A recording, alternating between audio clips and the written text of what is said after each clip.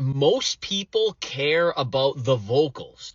I really attribute this shift in the music industry towards becoming completely singer focused to American Idol.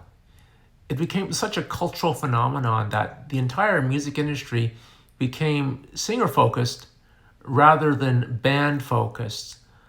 Prior to Idol, I guess rock music was the dominant form of music, and in rock bands, all the members of the bands were generally as equally famous.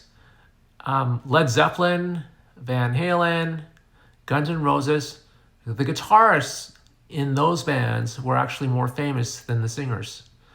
That doesn't happen today.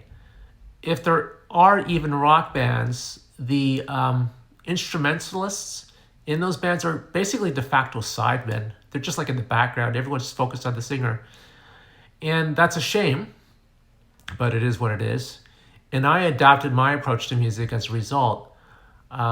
Anyone who's followed me for a little while knows that I'm a very competent guitarist, but I started focusing on my singing. And my most recent album, Love's a State of Mind, has no guitar solos at all.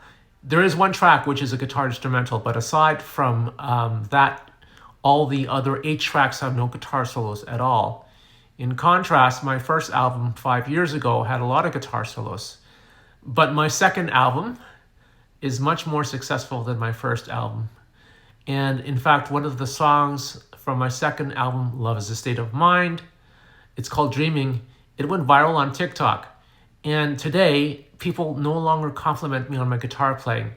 They compliment me on my singing.